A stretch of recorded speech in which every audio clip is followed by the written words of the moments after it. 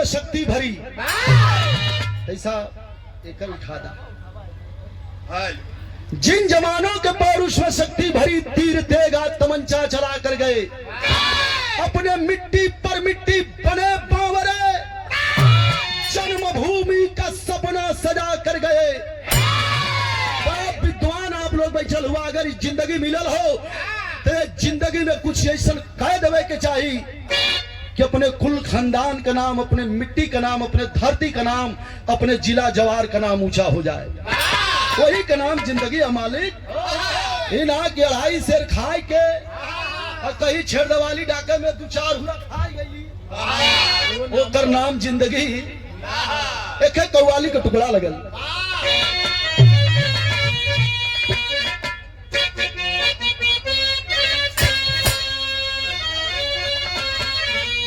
दिखाए जब बिरहा कवि जी लिखा लगलन तो कलन के उपेंद्र बिरहा में नई धुन को न डाल, कहे कि बिरहा बड़ी मजेदार हो, नई धुन डाल दे तो बिरहा मर जाई। कव्वाली हो कि पंजाब के बोतल में, कि पंजाब के बोतल में अरे कश्मीर का पानी है, पंजाब के बोतल में।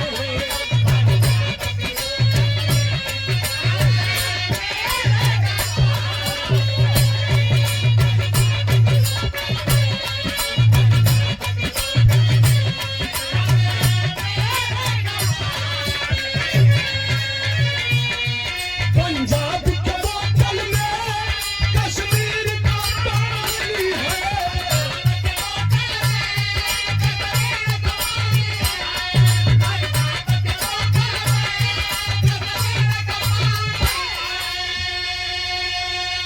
अरे कश्मीर का पानी है कि लखनऊ की नजाकत है। जब पंजाब के बोतल में हो थोड़ा सा तो कर मटेरियल भी रहे के चाहिए। लेले के बाद कुछ आदमी चिल्ला और कुछ आदमी उनमें कला में हो जाला, सही कला वाला ले ले हो कि लखनऊ की नजाकत है, कि लखनऊ की नजाकत है। अरे बॉम्बे की जवानी है,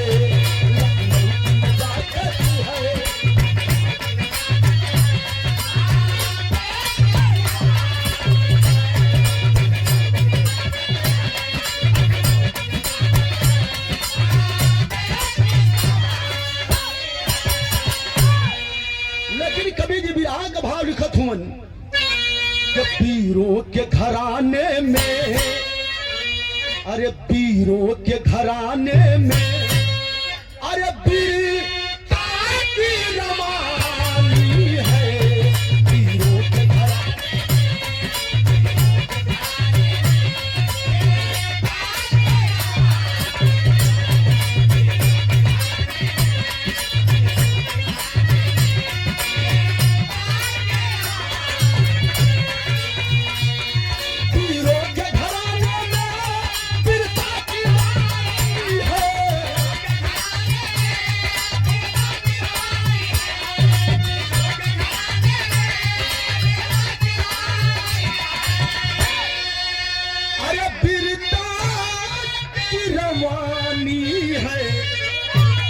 रग रग में लहू उबले, कि रग रग में लहू उबले, अरे जंग की जवानी है, रग रग में लहू उबले।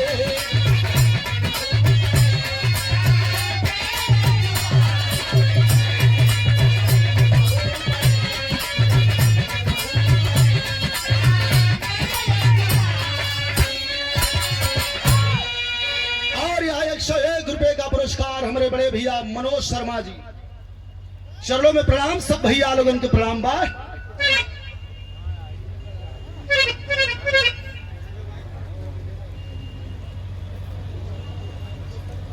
श्रीमान राजेश प्रधान जी पीडीए प्रहरी हैं आप, और वर्तमान ग्राम प्रधान है।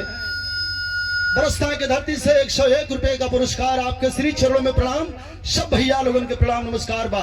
एठिया से जौहरी शहर का जौन हो नजम लगल मास्टर देखा एक खेऊ रहल राम द गुरु जी अब बुल्लू गुरु जी जब जौहरी शहर गाँव तो राम द गुरु जी गाँव जब छाप के और वो नहीं का कुछ गवैया सिखले हुए जो उनकी एकदम के चिल्लाना, लेकिन उनके में रस रहे, दो क्वालिटी रहे, जेकर जोर काम करे ऊपर जाए और जेकर जोर तैसा कम काम करे वहां अपना ले।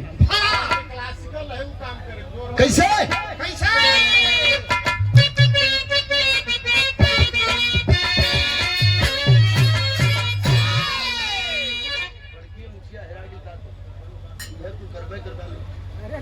समय मजही पर जब डाल दिया है डेरा, दूरबीन समय मजही पर जब डाल दिया है डेरा, आ गई विपत्ति बेला है काल बनीलो मेरा।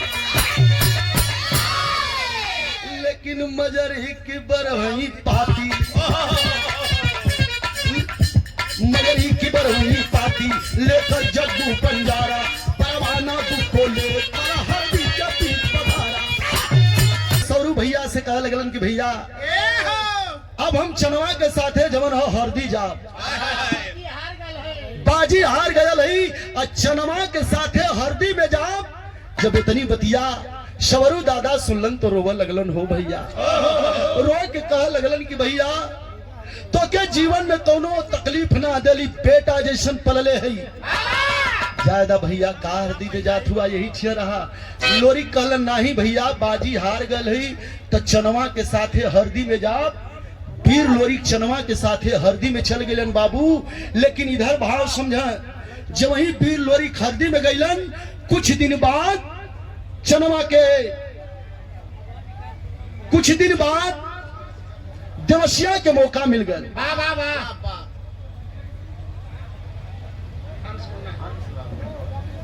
और देखें घर के मलकार महोदय हमारे धर्म के बड़े भैया आदरणीय श्रीमान प्रभाकर यादव जी के कुल के चिराग अंश मुन्ना के तरफ से 500 रुपए का पुरस्कार आपके श्री चरणों में प्रणाम। सब भैया लोगों के प्रणाम नमस्कार बाय। ए भैया जौने घड़ी देवसिया के मौका मिलल करिया कम्बल ओढ़ के गयल और सौरू दादा अपने गैयन के बीच में अड़ार में बैठल हलन और मौका मिलल देवसिया मरलस गर्दन सौरू दादा का कट गयल। है बरवा पकड़ के भैया लेके देवसिया चल रहलस और सौरू दादा का मुहवा देख के 900 गैया खूटा तोड़ाए के देवसिया के संगे चल गई। जब सौरू दादा के मौत का खबर वीर लोरी का बिहौती पत्नी मजरी सुन ले बा तो 12 बजे रात करो रहल बा अपने हवेली में। वही रास्ते से जग्गू बंजारा जात रहे, जाके पूछे लगल कि बहनी काहे रोवलू। रोवा लगल मजरी कह लगल भैया अब ऐसे बड़ियार विपत हमरे ऊपर आई का, हमरे सौरू भैया के गर्दन कट गई। अरे बाप रे बाप। वीर लोरी के विषय में पूछे लगल जग्गू बंजारा कहाँ हुमन, कि उनके तो गड़गौरा छोड़ले आज 16 साल हो गए, हरदी में चल गई। जग्गू बंजारा पूछे लगल कि का 16 साल में एको पत्र भेजलू। रोवा लगल मजरी रो के कह लगल भैया 16 साल में 1600 पत्र भेजली लेकिन एको पत्र का जवाब ना मिलल। तब जग्गू बंजारा कहलस कि बहिनी एकदमा पारी हमके पत्र लिख के दा, हम वीर लोरी के सामने लेके जाई। जब सौरू दादा के मौत का खबर मजरी वो पत्र में लिखले बा और जग्गू बंजारा के थमौले बा। जग्गू बंजारा जब हरदी में लेके गयल वीर लोरी के सामने पत्र फेंक दिलन तो पत्र के वीर लोरी पढ़े लगल तो पत्रवा में लिखल का रहल मास्टर कि अरे कहवा भुलाई गईला